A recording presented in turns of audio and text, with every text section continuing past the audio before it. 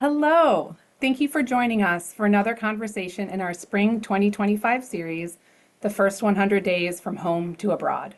I'm Mary Bruce, Assistant Director of Public Programs at the SNF Agora Institute at Johns Hopkins University. We are an academic and public forum dedicated to improving and expanding civic engagement and informed, inclusive dialogue as the cornerstones of global democracy. The SNF Agora Institute is delighted to be presenting the series with Hopkins at Home, the Alumni in Government, Academia, Law, and Policy Community, SNF Paideia program at the University of Pennsylvania, and the SNF Ithaca initiative at the University of Delaware. Today, we'll be talking about executive power and the courts, judicial authority, and constitutional crisis. And it has been another busy week in the news on this matter. As with all programs we host, we seek to use our time together to create a space to exchange ideas, gain insights, and learn frameworks for meaningful civic participation and civic dialogue. We're creating a modern Agora, if you will. To that end, we actively invite you all to share comments and questions in the chat throughout the talk, which includes students watching live from our campus in Baltimore. And in keeping with SNF Agora's mission, this discussion is meant to explore multiple perspectives on these issues. We have two distinguished guest speakers with us today. Dr. Richard Pildes, one of the nation's leading scholars of constitutional law and a specialist in legal issues concerning democracy. He's the Sudler Family Professor of Constitutional Law at NYU Law, and he recently authored a New York Times op-ed, "This is what the courts can do if Trump defies them," and we'll drop that link in the chat. We're also joined by Dr. Emily Zackin, an associate professor of political science here at Johns Hopkins University, who wrote "Looking for Rights in All the Wrong Places: Why Constitutions Contain America's Positive Rights." She also has a new book out that we're all looking forward to reading, "The Political Development of American Debt Relief," which we'll also share in the chat. One important note before we begin: Johns Hopkins University is committed to the steadfast protection of free expression, which emerges from the university's time-honored role in the creation of knowledge and the exploration of ideas. That said, the views expressed here are not those of the university, but they are those of the individuals speaking and do not necessarily reflect the university or event sponsors. We have more information about this on a link at expression.jhu.edu, which we'll also drop in the chat. So I am excited to kick off the conversation with Professor Pildes. Turning it to you, there's a lot happening in the news right now. What is a constitutional crisis? What tools do judges have in their toolkit? What do we need to know?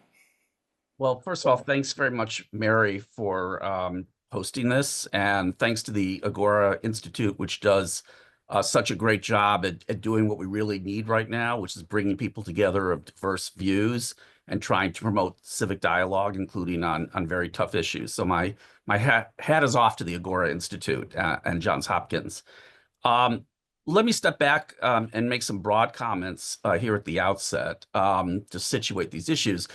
We tend to take for granted the benefits that flow from having successfully managed to establish over many, many generations the institution of an independent judicial system and the rule of law, under which public officials are accountable, not just to elections, but to law itself. And these are enormous political and cultural achievements that, as I say, I think we tend to take for granted. And the rule of law in particular is the principle that all conduct of government officials, including the highest officials of the government, including the president, have to be subjected to law. The president has constitutional powers of his own, to be sure, but Congress also has powers to pass laws that regulate the functioning of the national government. And the benefits from rule of law culture and an independent judicial system is that they enable a stable kind of legal and institutional framework within which all of us as individuals or businesses, can have confidence that their personal rights, rights of contract, property, and the like will be really protected and not subject to political manipulation. And this sort of guarantee of the rule of law and an independent judiciary to enforce the rule of law is what enables many, many things that, again, we take for granted in the United States, including the nature of the economy that we have, which historically has been, of course, one of the strongest economies in the world, the ability to attract foreign investment here. All of this depends on confidence in the rule of law and institutional stability. And the rule of law and the independent judiciary can be undermined in a variety of ways. And for example, attacks on judges, which have taken place already from government officials for certain kinds of attacks, I should say, on judges for their decisions in cases. And what I mean by this is it's fine to disagree with judicial decisions, to criticize judicial decisions, but we have started seeing threats that judges should be impeached for their decisions coming from members of Congress. One of the great achievements, again, that we take for granted is the United States legal and political system figured out long ago that this would be a terrible idea if judges could be removed from office because of disagreement with their decisions. Efforts to intimidate law firms, threaten lawyers, and the like, all of these kinds of things can undermine the rule of law and the independent judicial system. And then the kind of ultimate concern to worry about is if executive officials would actually refuse to comply with court orders, because what the rule of law fundamentally means is that no matter how much officials might disagree with judicial decisions, they will follow the orders of a court. These decisions can be appealed, of course, they can be criticized, but at the end of the day, even the highest officials in the land comply with the orders of the court. That is really fundamentally what the rule of law means. And if that gets threatened or if that line is breached, then a lot of the benefits that come from a stable rule of law political culture, a stable independent judicial system begin to get called into question. And you start moving into the risk of a domain that's lawless because court orders are not being complied with. So crossing that line would be an enormous sort of red line to cross. And hopefully we won't actually see that happen. But let me stop there. Emily, Yeah. Dr. Zackin, what do you add? What do you think about all that? What do you think we need to know? Thanks, Professor Pildes, and thank you, Mary. I think I agree with a huge amount of that, about all of the sort of potential problems and the really troubling threats right now. I guess I've been thinking about our current moment less in terms of rule of law, although that's a very important concept, and more in terms of constitutionalism.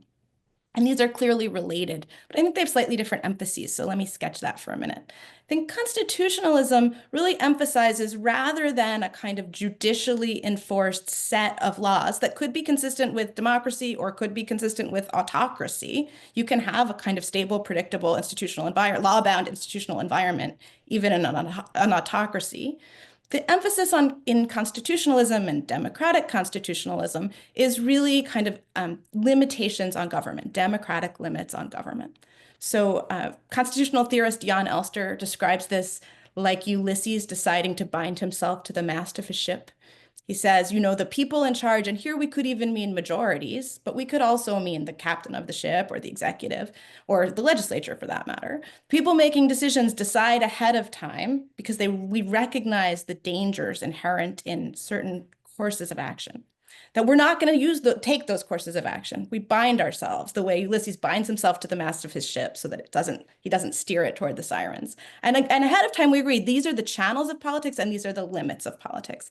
And that is what I think is really very gravely under threat at the moment. This kind of broader conception, and it's clearly related to rule of law, but this broader conception that in order for us to govern ourselves, we have agreed ahead of time to a set of procedures and to a set of limits on the government. And there, I think courts are very useful in announcing those limitations and saying, look, this is a violation of those boundaries. But I think ultimately, constitutional democracy relies not just on courts making those announcements, but on a public that takes those announcements seriously. So the court sends up the alarm, a boundary has been violated, and then there needs to be a response from the rest of the political system in order to hold the violators accountable in order to really keep the system going. I think that is why we see compliance when we see it, is the sense that if the lack of compliance will be read as a really problematic constitutional violation. So I'm worried at the moment of losing not just this sort of obedience to the court, but in a kind of even bigger principle that we've already agreed on a set of norms, or I think norms can shift, but a set of rules, and we need to hold our leaders accountable at the ballot box for obeying those rules. One of the, thank you both. One of the questions we've discussed on previous events in this series is the relationship between the branches of government and the fourth branch, the people. And I think you both alluded to that. But before we get there, I'm wondering if you could help us understand, like, what is that red line? What the term constitutional crisis is in the news? Are we overusing it? And what are those key triggers that might, like, what should we be watching out for? Professor Pildes, start with you. Yes. So there are things that the executive branch can do outside of matters the courts can actually address. So the executive has the advantage of being able to act first. And sometimes the executive can change facts on the ground in a way that's hard for courts to unravel, even if the courts later come in and hold that the action is illegal or unconstitutional. And so I don't.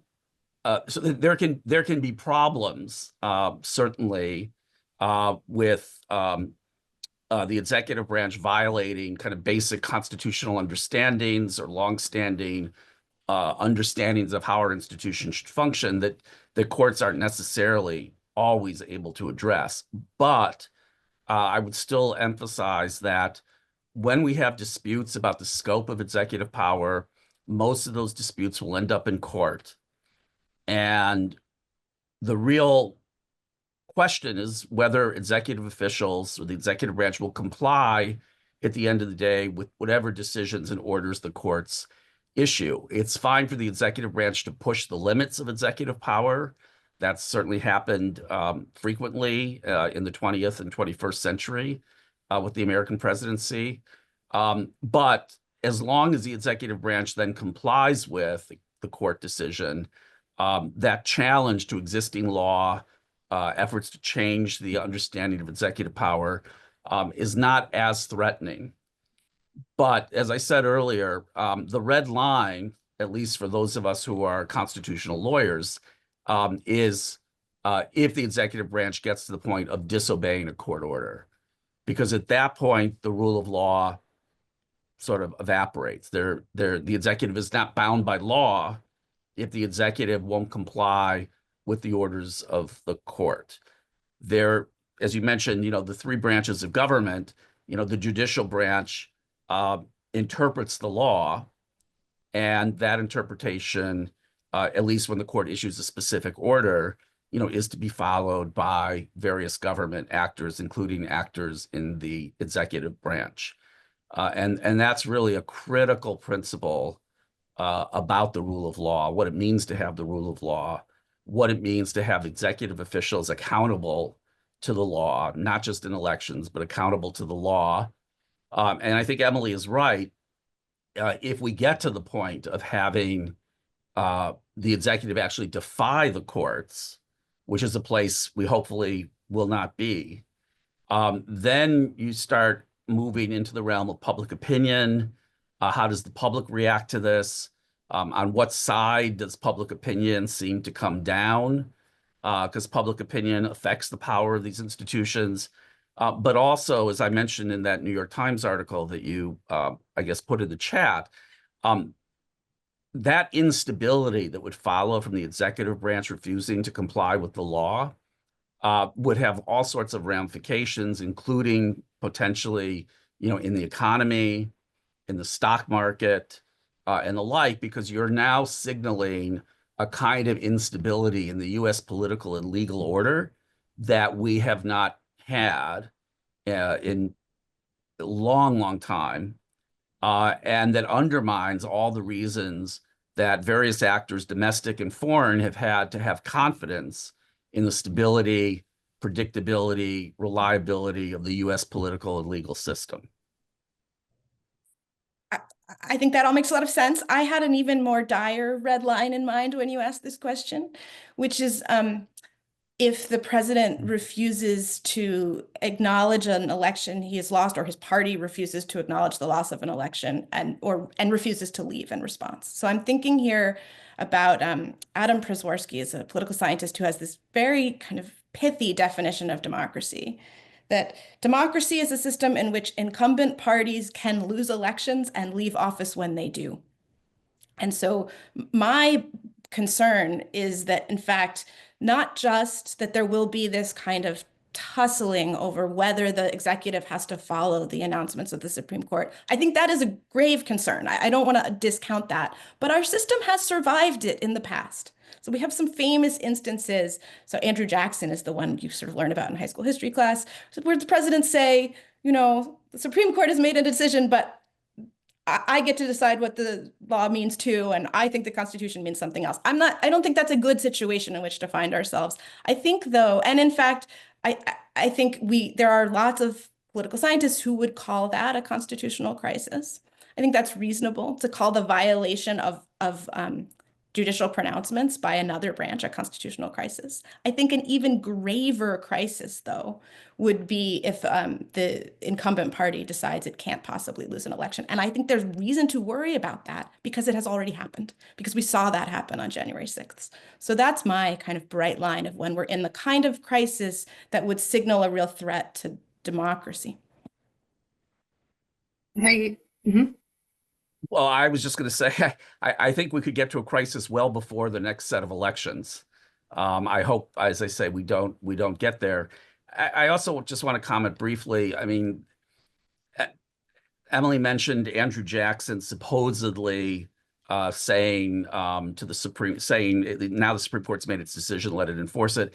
I think it's not clear that was an actual quote that Andrew Jackson said, but more importantly, it's one thing to talk about how our institutions behaved at very immature and early stages of their development, but we have learned a lot over the years, and our institutions have become more solid and more stable and more predictable as a result of what we have learned over the years.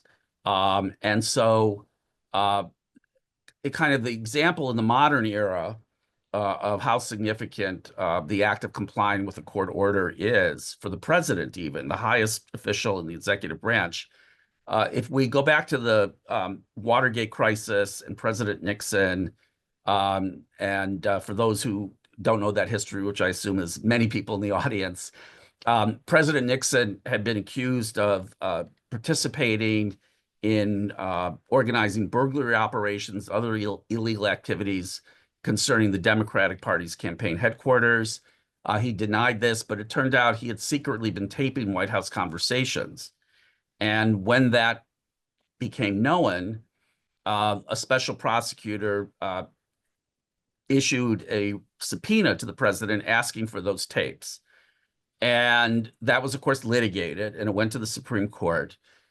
President Nixon knew that if those tapes were disclosed, it would make clear that he was involved in participating in these illegal activities. So he was in the midst of impeachment processes in the House, and turning over those tapes would almost certainly lead to his resignation. But nonetheless, after the Supreme Court unanimously, 8-0, ordered the tapes to be released, he released them. And he released them because he realized that even though that was likely to lead to his resignation or impeachment, not releasing them would essentially have the same effect, because public opinion was going to overwhelmingly kind of support the House in impeaching him at that point. So that's an example, really maybe the most acute example of what the rule of law means in these ultimate kind of confrontations of the I've been talking about the executive branch, but now here we're talking about the president himself being subjected to an order of the court and complying with it, even though he knew it would be extremely damaging to him politically to comply. So that's a reflection of the modern understanding that's developed. As I say, it's an achievement developed over many, many generations about what the rule of law means, what it means to have an independent judicial system. And I think that's important. That example is a very powerful one to think about as we talk about these issues. I agree. That's a very powerful example. I think one other thing it illustrates is that the president's own party was willing to hold the head of that party or the head of the executive branch accountable for violations of the law, violations of the Constitution. And I think that is something that we see less of now that is extremely worrying.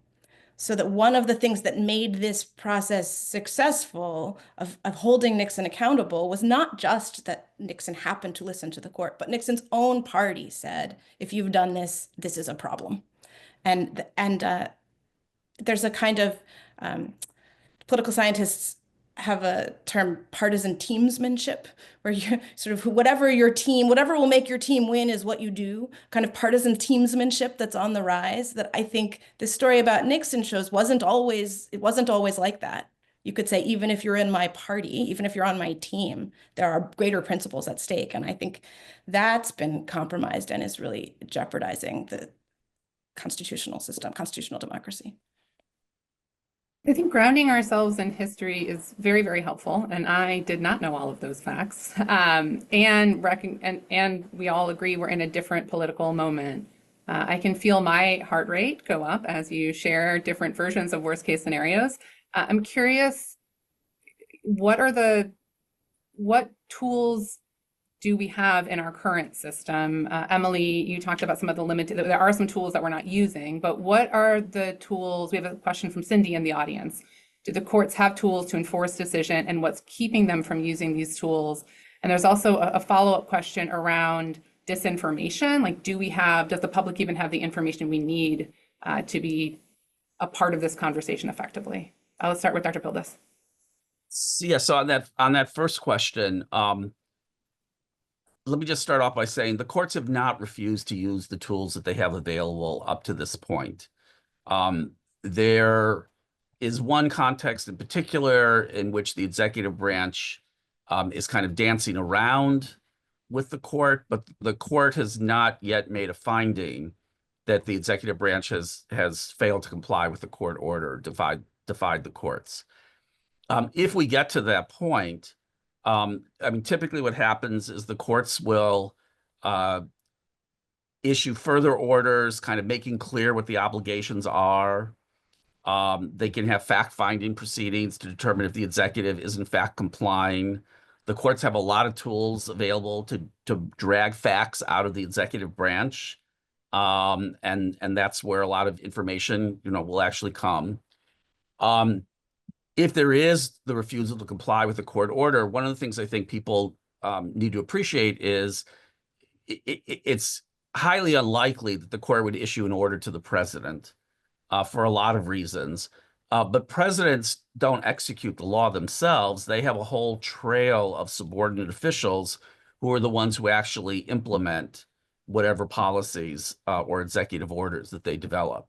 And so the target of any court actions for officials who defy an order of the court would be, for example, to hold those officials in contempt of court. Sometimes that's enough to get those officials to comply. Also, if the officials involved are lawyers, the court can certainly sanction lawyers who misrepresent facts to the courts. Lawyers who participate in defying court orders might be risking their bar licenses. There's professional disciplinary proceedings, and defying a court order would be arguably, I mean, it would depend on the context, but in many contexts, it could certainly trigger those kind of proceedings.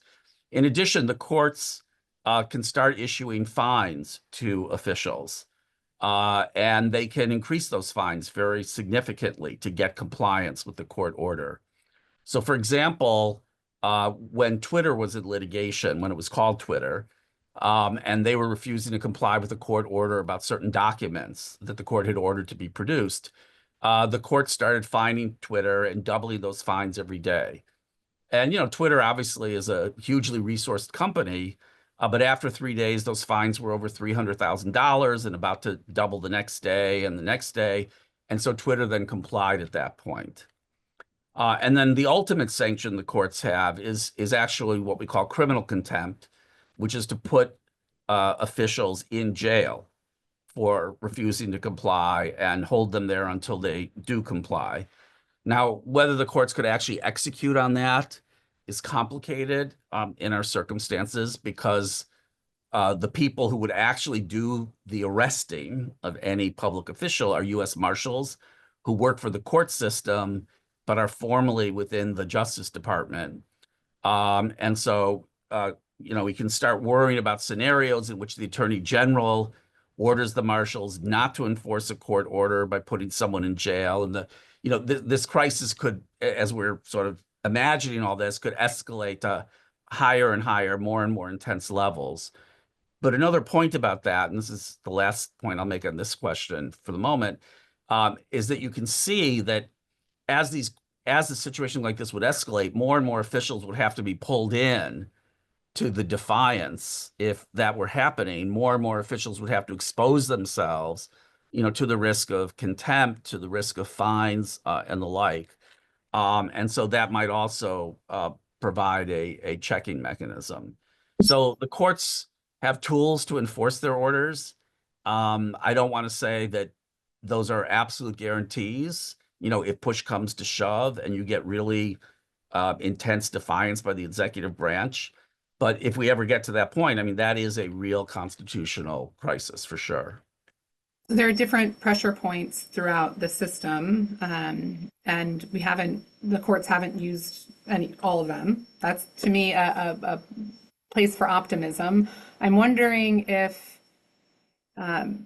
Attorney General Pam Bondi's statements this week that complained about a court order in one of the law firm cases, but also ordered compliance with the court, do you think that is a hopeful sign for compliance with rule of law? I think we've heard a lot of different things from different officials, particularly lower level officials in the government about the courts. But the administration has, in court, certainly represented that it will comply with court orders. And the administration is critical of the courts. They're entitled to, criticize the courts.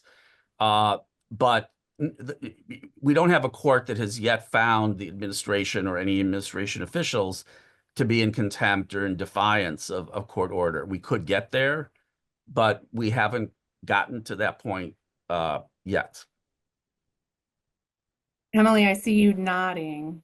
Oh, of course, I think that's all very helpful and important. I worry a little bit about the court's tendency to restrict its own ruling, like to decide not to side against an executive that might defy it. Because this is an impressive array of tools, but it is still somewhat limited. And I do think there's evidence that courts think about their lack of enforcement power or their institutional legitimacy as they issue rulings and are reluctant, or potentially at least reluctant, to issue a ruling that will face outright defiance. And so it might be very comforting to say, well, look, the administration has not yet actually defied the court, and the court has an array of tools it could use if that began to happen. But I think another concern is that the court will decide that the risk of being defied is too high and therefore refuse to issue the kinds of rulings against the administration it might otherwise issue to an administration less likely to defy it. I think that that is. I think courts are sensitive to this dynamic, to be sure, and I think they proceed carefully in context where there is in the background a looming major confrontation potentially between the courts and the executive branch. But so far, the Supreme Court has confronted a number of issues on its emergency docket, as we call it, from the administration, where the administration is going up on an emergency basis, asking the court to overturn some order or decision of a lower court. And the administration has lost some of those cases already. It's won some of those. Some of them are kind of more, sort of indecisive in outcome. But you're certainly seeing the court kind of play its role.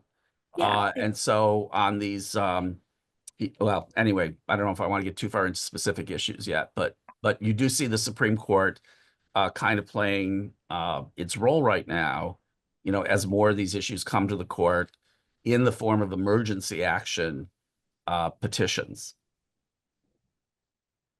I agree. I think, the thing I keep saying is I hope the courts keep acting like courts. That's what we want. I guess my fear, in addition to defiance, though, is courts issuing rulings that are either because of this fear of defiance or because of again, like a partisan teamsmanship, that these justices are really kind of a product of a larger emergence of a sort of right-wing regime, that they will rule in ways that don't seem consistent with precedent or with a kind of limited government. So this sort of immunity ruling from last year, I think, is an example of that. I worry about courts, this current right-wing court standing up to the executive for a host of reasons, both because of the threat of defiance and because of its sort of participation in this larger right-wing regime. Well, I would point out that in the previous Trump administration, the Trump administration had the worst record before the U.S. Supreme Court of any administration going back 40 some years or so. Absolutely. That was very whatever characterizations of the court might be out there, I think the facts, at least, are that on a lot of these conflicts, they did not side with the Trump administration the first time around. So we can debate, particular decisions that are especially high profile, but I just think it's worth keeping that sort of track record in mind.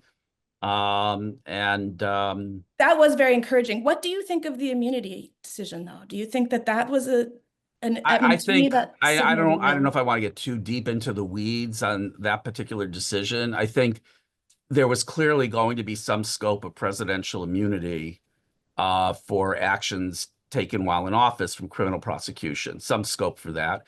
In fact, 8 justices on the Supreme Court agreed with that principle. They disagreed about, how those boundaries should be drawn. There was a lot of disagreement about whether President Trump would still be capable of being prosecuted for January 6th, even under the decision. And certainly the special counsel thought the prosecution could go forward. The time ran out for that. So one of the problems with a decision like that is that given that it's the very first time those issues are being confronted, we would need to see how the sort of vague principles laid out there actually would be applied in concrete contexts. And of course, we have no concrete context after the decision. We don't know if that prosecution would have gone forward or not under the decision. There are certainly plenty of election law people I know and others who thought it could. Mm-hmm. So the idea that the president wouldn't have any immunity at all, any scope of immunity at all for criminal prosecution for acts while in office was, as I say, something that 8 justices, I would say, But that's not the alternative. The court could have denied cert, right? They could have said, we don't have. That's absurd. Frankly, that's absurd in my view. That the This court is would one of have the most denied. fundamental issues about the structure of the American political system. The idea that the Supreme Court is going to let a lower court have the final say on what the scope of presidential immunity under the Constitution might be, I don't agree with. And secondly, that lower court DC Circuit opinion was a very poor opinion, which is why 8 justices on the Supreme Court rejected it. So I don't agree with you about that. Okay. Should we move on to questions from the audience? Yeah, well, and I think part of the value of the Agora is the diversity of thought and a diversity of opinion, both from a political scientist here and a legal scholar, a law professor here. And I've heard students and others say that they're so excited in these forums to see folks disagree and debate based on expertise. So we're really grateful for this. And to the audience, we're a little over halfway through. And so I did want to give you a moment, audience, to reflect on what you've heard and what questions you have. And we've received some, but please do use that chat. You're a part of this conversation too. I should say, Mary, picking up on your point, I co-teach, and students love it the most when my co-teacher and I banter and argue, disagree with each other in the classroom. I think it's a great moment for learning. So I endorse what you just said. Yeah, and having models for that. And that I would always tell my dad when he and I would disagree growing up, you raised me to be an independent thinker. So democracy at work. I'm curious about digging into the role of public opinion. And let's start with you, Emily, and then back to Richard. What is the role of public opinion? Do you think the Supreme Court is paying attention to it? Is the Roberts Court being too sensitive to public opinion? You know, it's an interesting thing.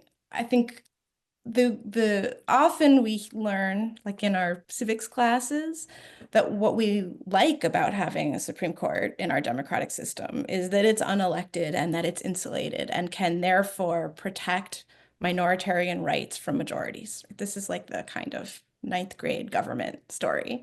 And yet the court is so often criticized for being out of step with public opinion. And I always think to myself, like, isn't that, these two things can't both be true. We can't both want a minoritarian court there to protect rights. So if you have an individual right, you have that right no matter how much of the majority disagrees with you or wants to trample on it. And the sort of theory is an unelected court is therefore, because it doesn't have to face re-election or punishment from the public, in a position to defend those rights. And then at the same time, so I think that's a kind of common narrative about the court we hear a lot. And at the same time, we often hear court being criticized for being totally out of step. And I think the reason that these two streams of thought about the court coexist is that constitutional democracy is itself a bit of a paradox. That the democracy part has to do with majoritarian rule. We want self-government. We don't want unelected officials telling us what to do. And yet the constitutionalism part has to do with constraint, even on majorities. And we want our cake and eat it too. And so the court is subject to these criticisms often when they get in the way of democratic majorities. And I think historically, over time, the court has not been, over the long term, unable to block democratic majorities. So I'm thinking here about the New Deal. This is a big constitutional transformation of the 1930s. FDR has these very popular policies to kind of get the American economy back on track and really build a big administrative state. And it's wildly popular, and the court keeps striking down all of these initiatives in FDR's first 100 days. And eventually, because justices leave, because there's wild political pressure on the court, some combination of those things, new appointments and political pressure on the court sort of swings into line and okays the New Deal, at least almost all of the New Deal. And this, I think, is a historical pattern, that the court can be out of step for a little while, but in the end, if public opinion is strong enough and durable enough, the court can't overcome that and will swing into line with it. Professor Pildes? Yes, I agree with all of that. I think in the current moment, I think the question is, in the background again, and hopefully we don't get to this point, but certainly there's reason to be concerned about it. If we had a real confrontation between the courts and the president or the executive branch, how would public opinion respond to that? Sort of on which side would the weight of public opinion fall? And that might depend on the specific issue involved too. There might be certain issues where public opinion would be much more able to sort of, grasp what the issues were and be more sympathetic to one side or the other in this kind of confrontation. But I think that's kind of the question at the end of the day. If you really have one of these confrontations, which again, we don't want to get to the point of having. But that's the point at which in the immediate kind of moment, I think the question about public opinion becomes critical. Not sort of in the long run, how does public opinion affect the court? But in the kinds of circumstances we're in right now, if we get to the point of the executive refusing to comply, will that dramatically weaken the president? Will that dramatically weaken the court? Or will the country be kind of evenly divided about which sort of side in this confrontation they support? And that could also depend on various external factors, like how popular the president is or isn't at that point in time, how the economy is doing at that point in time. But I think that's where the issue of public opinion really comes into focus as a fundamental fact in the dynamic between the branches in this kind of confrontation. I think that, oh, I'm so sorry. Emma. I think I agree with that wholeheartedly, and sort of in the spirit of the comments I made to begin with, that our constitutional system really relies ultimately on voters holding and officials accountable. And the court's major power, although of course it it can hold people in contempt, it has this arsenal of tools, really its major power is to signal the Constitution has been violated, and then it requires Democratic voters to say, I care about that. I agree with that and I care about it. And so I think that in the very long term, that's true. And in the next set of elections, we expect to see that. And I think that it's also worth noting that constitutional controversies can be settled without courts at all. So there are times when, again, I'm going to give an example from early America, but I don't think there's any reason this isn't true today, that I'm thinking here of the Alien and Sedition Acts. So John Adams becomes president, and he, fearing a war with France, passes a lot of laws that seem to threaten the freedom of speech. And people say, well, this violates the First Amendment. This never makes it to court. And yet he's voted out of office after one term because opponents so convincingly make the case that this was unconstitutional. I think it's important today to emphasize not just that courts play an important role in enforcing constitutional boundaries and limiting the power of those in office, but also that voters, the public plays the kind of ultimate really important role. And in creating a constituency on behalf of the rule of law or constitutionalism, that people really have to care in order to make any of the rest of it go. I think there's this very interesting time horizon theme that is emerging in this conversation. And how expansive is it, and where should we be paying attention? And I know, and even pace of change. And my background, I'm in academia now. My background previously was in policy and politics, where things moved really quickly. But I was in the federal government, where things also move slowly. And I'm at a university now, and universities, have a different rate of change than a campaign. And there's so much.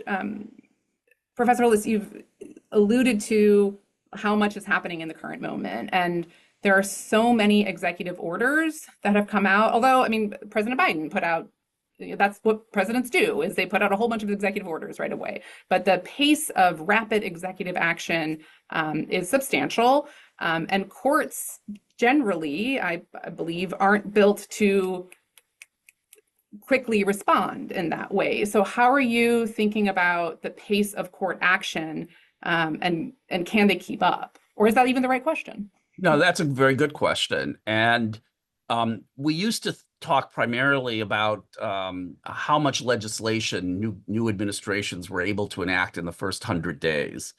And the legislative process does move much more slowly. You have to build a lot more consensus. And pretty much everything we've seen happen so far has been through executive order, not through legislation Congress has enacted. Congress has actually done very little up to this point. And so things are moving much, much faster. I mean, it's hard to describe the intensity of the rate at which like really huge issues are being attempted to be resolved or addressed, taken on by executive order. We really haven't seen anything like this since the beginning of FDR's first administration, if that even compares. I think this is probably a much greater torrent of major executive orders coming out in the first few months of a new administration. So this is really not precedented, I would say, or very rare to see in American history. It's partly because this administration has taken a very expansive, very aggressive view about the scope of presidential powers, which means they believe they can take on much more, many more policy areas through executive action without requiring congressional legislation. And as I said before, the executive does have certain advantages because it has first mover advantages in certain situations. So it can change facts on the ground in a way that can be hard to unscramble once the courts come into the picture. That's a reality. But the courts also, they have moved fairly quickly in issuing temporary restraining orders, which is sort of the first immediate tool courts have to slow things down in order to give the courts time to actually have, briefing and analysis and the like provided. But the courts are slower moving institutions, to be sure. Yes, like with some of these actions with universities, with law firms, even if the courts step in and hold some of these actions unlawful, as the courts, have in the context, or at least issue temporary restraining orders, in the context of some of the law firm executive orders, there can still be a lot of damage done in the interim. And there can be damage done even when the court has a TRO, temporary restraining order in place, because clients start worrying about, is it safe to have this firm represent me? Why don't I go to a different firm that's not under one of these executive orders? I guess that's an answer to your question about time. Are there specific in this flooded news ecosystem where time does feel like it's moving faster? This is called the First 100 Days series, and some have joked with me, it's like it's already been many long days in the news cycle.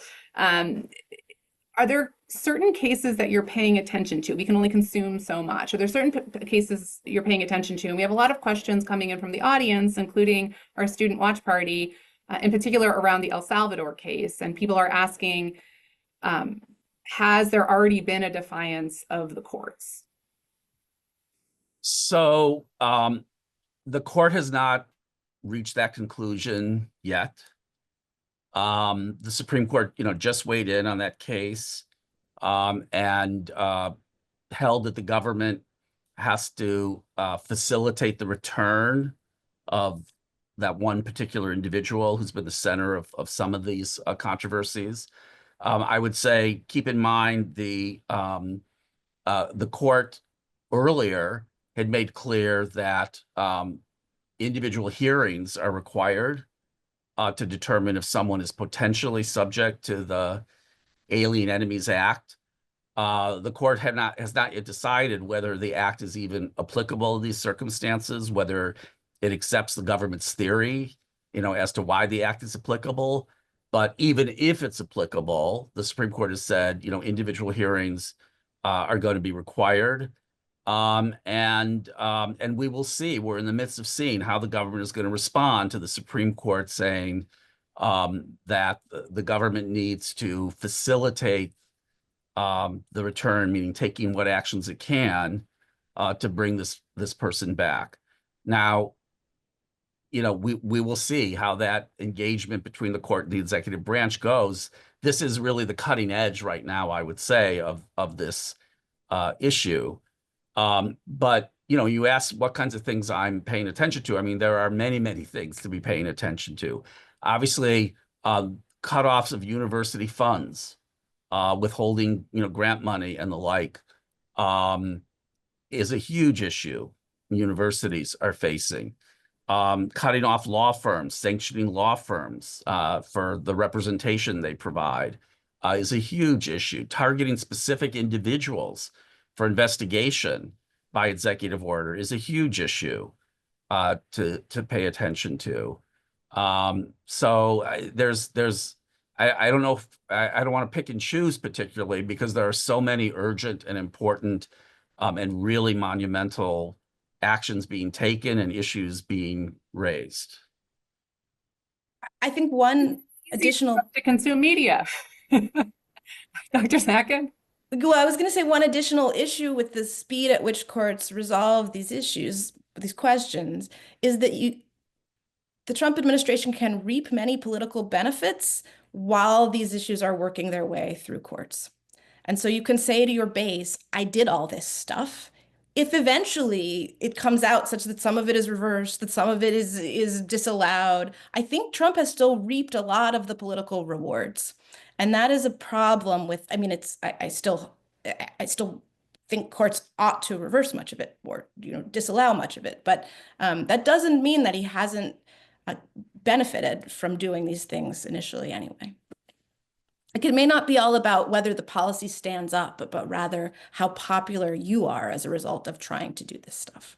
Yes, I think that's a good point. I think some of these executive orders, I mean, there's a range of them. I think some of them, they want to change the law. And they think they're pushing on an open door because the Supreme Court has been moving in the direction that they want to take things with these orders.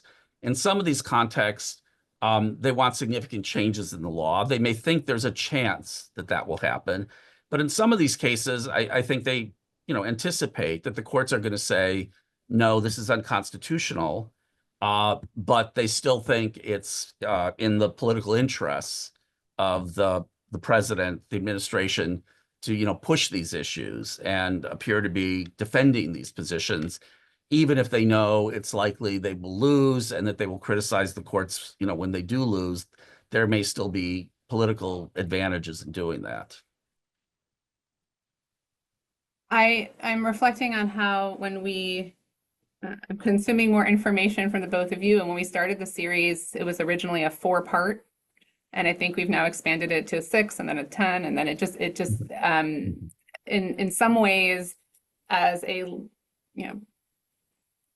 lover of democracy and learning, if I can zoom out from it, it's very exciting to watch what's happening. And in other ways, there, are moments of existential dread. We'll drop a link in here to the full series. There's other events coming up.